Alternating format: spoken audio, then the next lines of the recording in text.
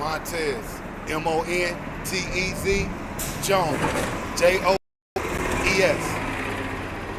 My name is Speak for Streets, SPEAK, the number 4, Streets, STREETS. And then the name that they put on the news is ADRIANTAYLOR. And I'm Gigi Love, GIGILOVE.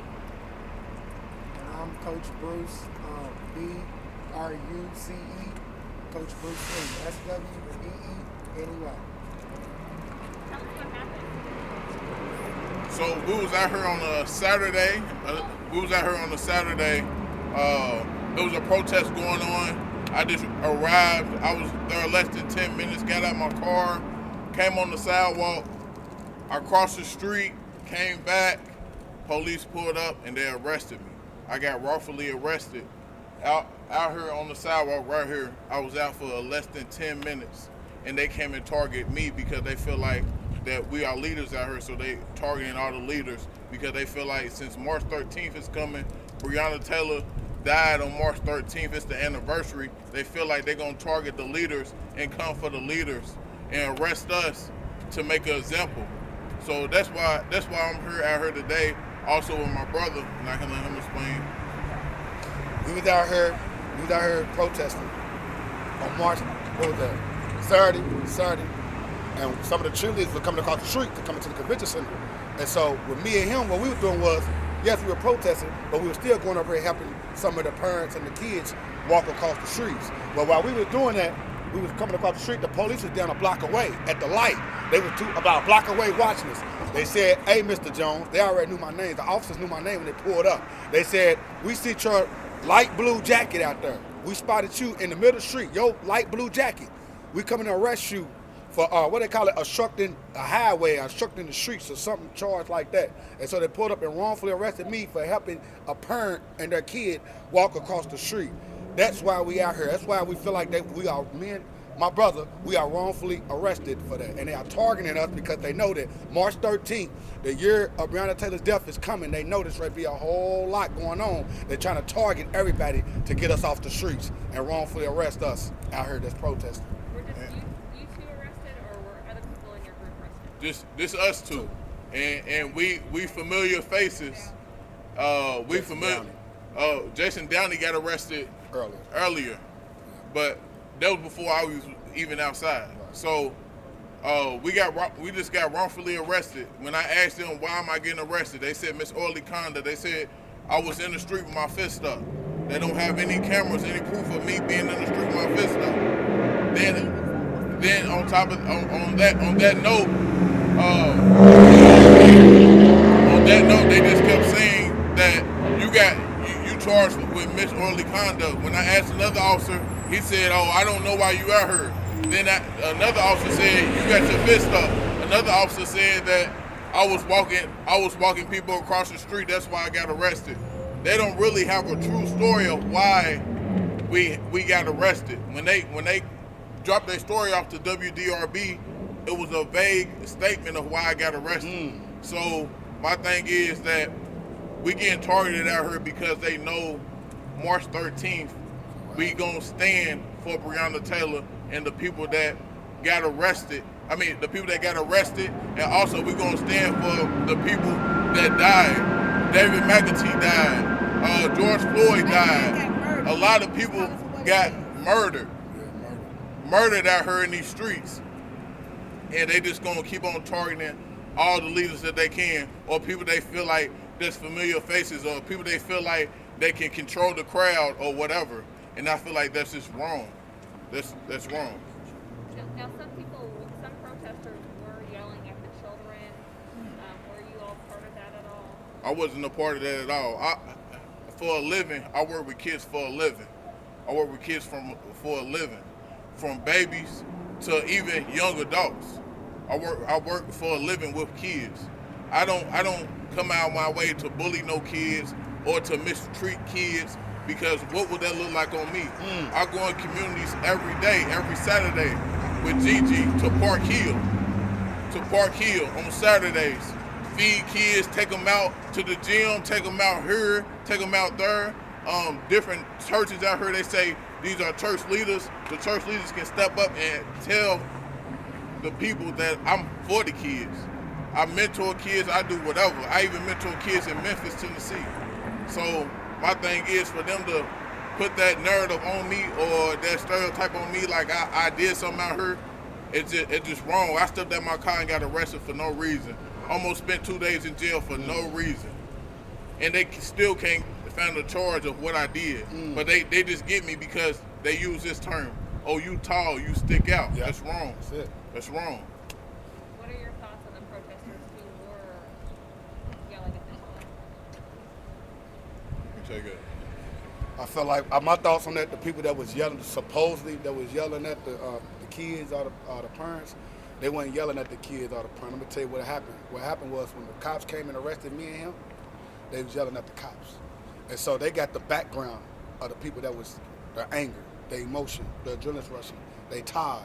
People are getting murdered. Their loved ones are getting murdered. We got people out here that really are related to Breonna Taylor, and people that are really related to David McAtee, and people who are really related to Tyler Girth. So you can't stop them for how they feeling towards the police. And so you think about it. You got the kids and the cops all in one bundle because the kids are still coming across the street as we getting arrested. So you can't be mad at the protesters for F the cops, F that, woo, woo, woo, woo. They mad because they locking up the kings, the leaders. They yelling at the cops. They went at the kids. But the news, they try to twist the narrative and make it like they coming at the kids, but they weren't coming at the kids.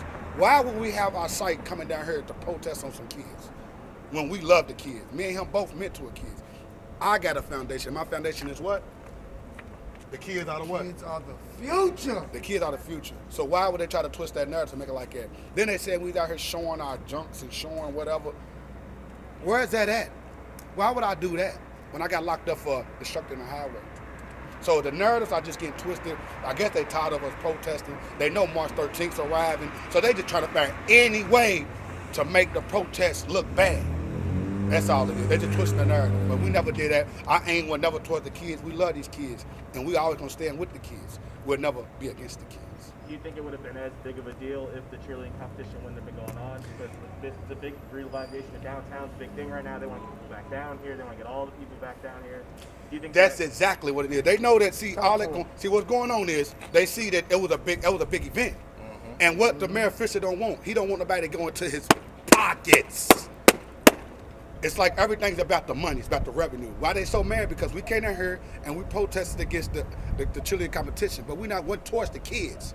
But they twist the narrative and made it like, oh, they done heard towards the kids, but now y'all really mad because we came down here, and now y'all, they might be like, we don't want to come down there and do that no more. Not down here, not down there, because that's for the money. Anything that stops money, they hate that. They hate that. But our agenda was never towards kids. We would never take a stance towards kids. They never did nothing to us. And then when the police arrested me and him, they were saying, fuck you, bitch, to who? The cops. But the kids was walking through as they're arresting us. That was the solution. That's the problem. That's what they're getting misunderstood. And then the other problem is they got us. They saying, oh, we doing this, we doing that. But when the cops, I got arrested by a car, the cop came and pushed me over the car. But there's no cameras on that. But if I was to push an officer, oh yeah, there'd been cameras, boom, boom, boom, boom, boom. But the officer pushed me. Then they proceeded to laugh. They laughed in the car. They laughed while we was in jail. Facts. They let's tell stories. Yeah, you remember this and that. Oh, all that stuff. You feel me? They he and all that stuff. But if we was to do that, okay, that's an extra charge. They just passing this bill. You insult an officer. Yep. Then that's the charge. That's a charge. Do you all care if I address something real quick? That's my lawyer. And I don't speak for black people. I don't speak for protesters. But this is a white lawyer who represents these gentlemen, who's going to speak to a white mayor, who said in the news this week or in the last day or so, yelling at young cheerleaders and their families is a bad look. You know what's a bad look for Louisville, Kentucky? What's a bad look for Louisville, Kentucky is police officers going into a young black woman's home in the middle of the night on a no-knock warrant and killing her. And nobody giving a damn. Nobody that looks like me giving a damn about that happening. And no justice being done for that lady. Can't do justice for that lady because she's dead. But certainly we could do justice for her family. And there's no justice being done for her family. Nope. That's a bad look. That's a bad look, the way black people have been treated in this community for years and years and years and years, in particular by a racist, terroristic, oppressive police department that we the people have allowed to become militaristic and violent and brutal towards the very people that need their protection most, black people and people at the bottom of the economic scale, many of whom are black people. That's a bad look, Mr. Mayor. So why don't you fix that? And the fact that they're out here yelling at cheerleaders, you know, the protesters understand, and I will never criticize a black American in the manner in which they protest. But if they're out here yelling at some kids and families, they know that these people are from out of town and that they're not going to change anything in Louisville, Kentucky. It's up to the people of Louisville, Kentucky to change Louisville, Kentucky. These are some of the people of Louisville, Kentucky. But what it does do is, last summer they protested for months and months and months in mostly empty streets because the pandemic shut Louisville down. We marched for miles and miles down here. There was nobody down here. A police helicopter, a few people here and there, but it was mostly to empty streets. Well, the weather's warm. It's a new year. The pandemic is changing things. Conventions are back. People are coming into Louisville, Kentucky. And if this group says to the mayor, you know what, Mr. Mayor, we're not coming back to Louisville, Kentucky because you got black people out in the streets protesting the way they're being treated. Whether they agree with it or don't agree with it, they don't want to come and see that. You know what that does? As he said, you want to get people's attention? Hit them in the pocketbook. I was talking earlier about the Montgomery boycott, bus boycott in the 1950s, 1955 through 56. Right. The civil rights movement did not prevail in that because the white power structure in Montgomery, Alabama thought they were going to do the right thing by stopping the discrimination on the buses. You know why they did it? Because of the economic impact. Because by the late fall of 1956, the bus company was about to go broke. Who does that affect? Yes, that affected black residents of Montgomery, Alabama, but it also affected the white power structure because the people that worked in their factories, in the white folks' factories, the domestic workers who worked in their homes, they couldn't get to work. So what was that doing? It was affecting the bottom line for the white power structure, so they capitulated. Did they do the right thing for the right reason? No, but the civil rights movement prevailed. So, Mr. Mayor, I say to you, this is a bad look for Louisville, Kentucky. This police department continues to brutalize, to be violent against black people, and when it happens, nothing gets done. No justice is done. And to make matters worse, what are they doing now? What are they doing to Jason Downey the other day, and what are they doing to these guys? It is a suppression of First Amendment rights. They're going to come and they're going to crack down on these people that are protesting because they don't want them to be heard. They're going to falsify charges. They're going to charge them with things they didn't do. And I heard a rumor that somebody showed their junk or something like that. What a disgusting way to denigrate protesters and black people, to suggest that one of these guys that I know very well exposed himself to a child. That is the most ridiculous line of bullshit that I've heard probably in the last 8 or 9 months from city government. It never happened. I was out here. None of that happened. There were some curse words yelled at little kids, and you know what? If that's the worst thing a bunch of little white kids ever have to see in their life, they're better for it, because I can guarantee you that's not the worst thing that black kids see in their life. Because these people, black people, worry every goddamn day of their life that their child's not going to come home. And you know what? As a white parent, you know how many times I've worried about that in my lifetime, and I've raised 2-3 kids and have another one I'm raising? Well, other than my little radical who's been out here, I do worry about her not coming home now because she supports these folks. Talk to him, but babe. before that, you know how many times in my life I worried about my kid not coming home? None. Never. And I tell them all the time, jokingly, you don't want to get arrested tonight? You don't want to get beat up? Walk next to me. They're not going to touch me. I'm a white guy. I'm a white lawyer. They're afraid of me. They're not afraid of them, and they'll touch them. So, Mr. Mayor, why don't you do something about the really bad look in Louisville, Kentucky, which is what's going on in this town with the systemic racism all over the place, but more importantly, most people's contact with government is with police, okay? Especially people at the lower end of the economic scale, which includes a lot of black people, unfortunately. Most of the time, that's their contact with government. And this police department, and I've said it for months, is a terrorist organization. They are not transparent. They misrepresent all the time. They lie pretty much about everything that happens. When they're on camera, they lie. When they don't have to lie, they lie. and they are an instrument of violence against black people in this community. And I say to people that look like me, stand up and ask this mayor to do something to solve the problems, and then we don't have to worry about a couple of black guys or black women standing out on the corner at a cheerleader convention yelling at people to try to get their attention to change things. Thank you. Amen. So our part 2 was about the violence that's happening in Louisville, Kentucky. Yeah. Right there.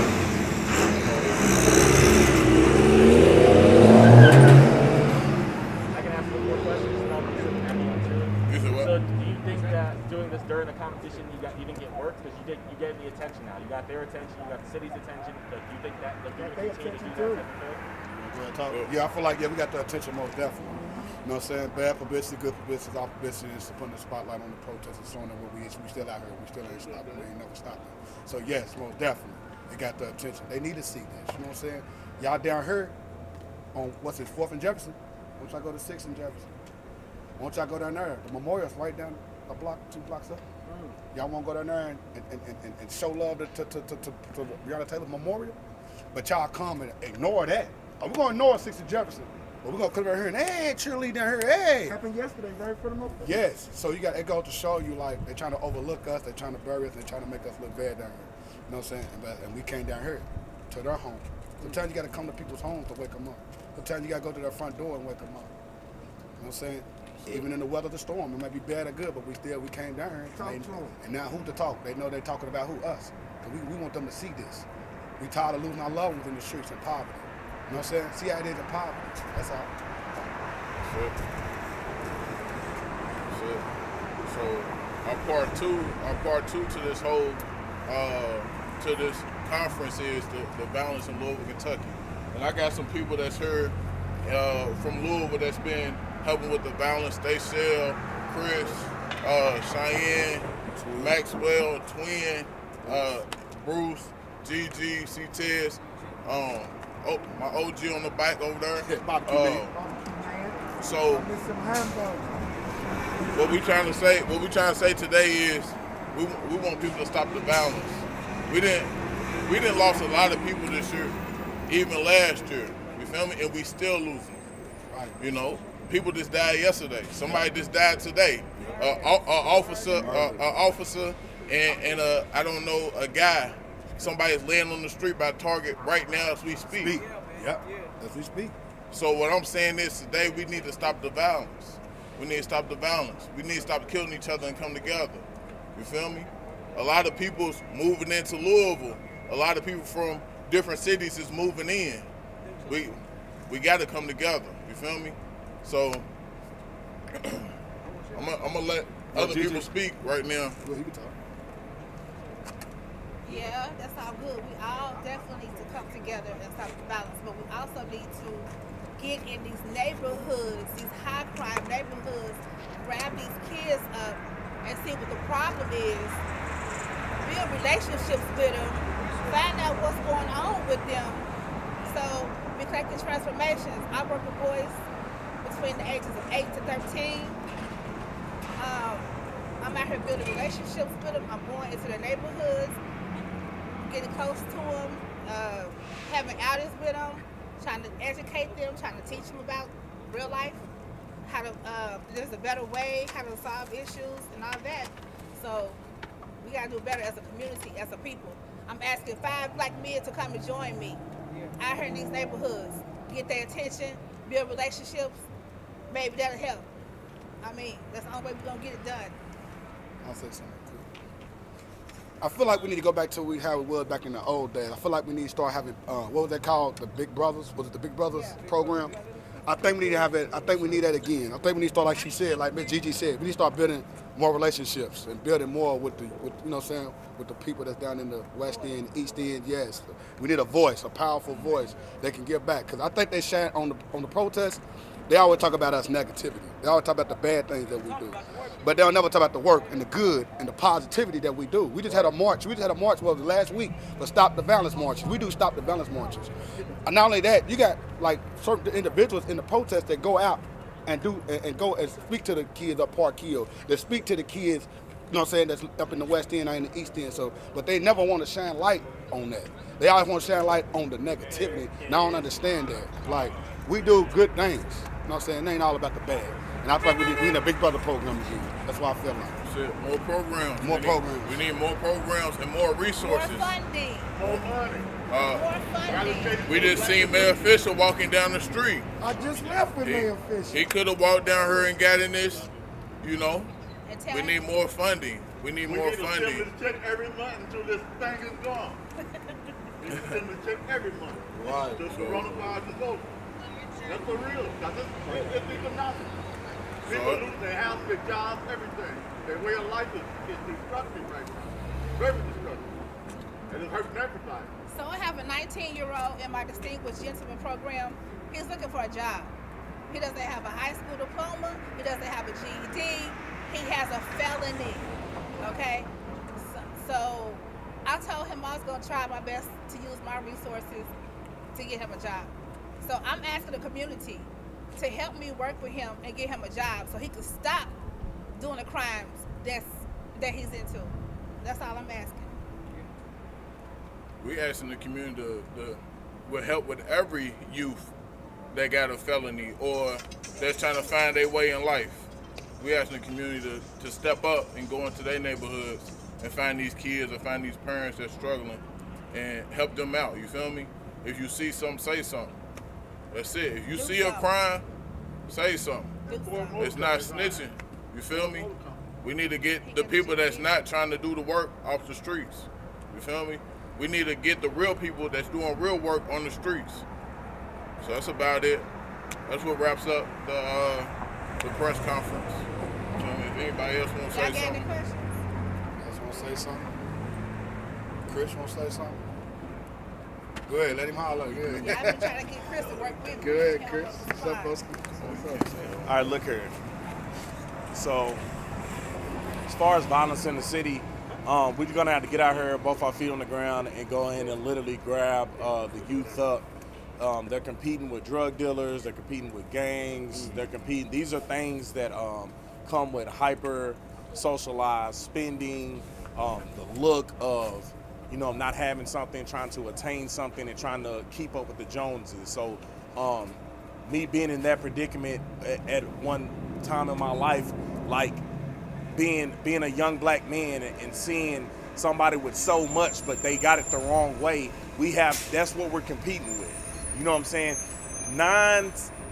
Look, I'm gonna keep it real. 10 out of 10, a young black man who's hangs around a drug dealer or has somebody that they look up to that's a drug dealer or in a gang, or you know what I'm saying, they look up as a father figure or a big brother.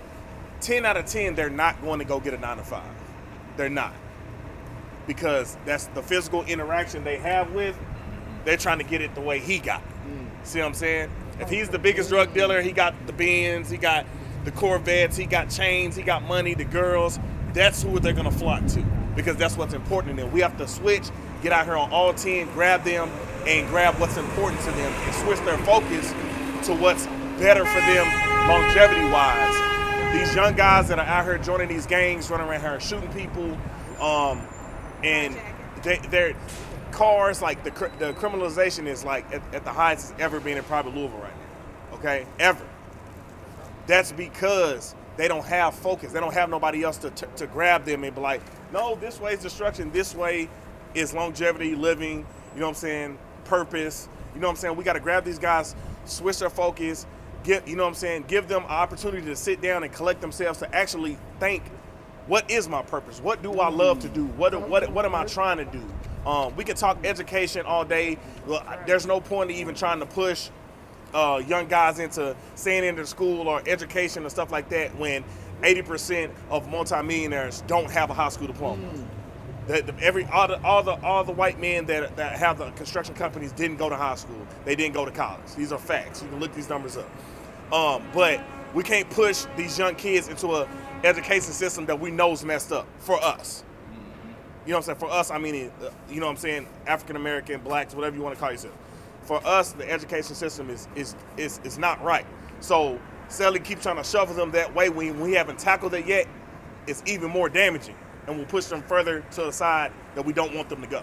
So we definitely, we're trying to pull these youth up out of the streets. It's definitely going to have to be like a person-to-person, woman-to-woman interaction. Like, we gotta do that in every side of the city. I mean, I can't just sit up there and even say that it's all, you know what I'm saying, young black kids. It's young white kids, young Hispanics, young, you know what I'm saying? It's, you know what I'm saying, the middle class and down, there's struggle that needs to be pointed out and attended to. So that's my thought on that. So I feel like, you know what I'm saying, as a community, it doesn't matter what color you are. These are things that are universal and that nobody would want their kid to go through. And if there was help out there, it definitely should be directed to these problems and these issues. Boy, yeah, boy. Talk to him, Chris. Talk to him, boy. So that's about it with the press conference. I appreciate y'all for coming out. Thank y'all. Yeah, we're going to keep fighting for Breonna Taylor, David McAtee, George Floyd, Sandra Bland, the rest of them. And we always going to continue to say stop the violence. You know, and that's it. And drop the charges for the protesters. Drop them charges. Drop the charges, man. I got court this week again. I got court tomorrow. Appreciate y'all. Appreciate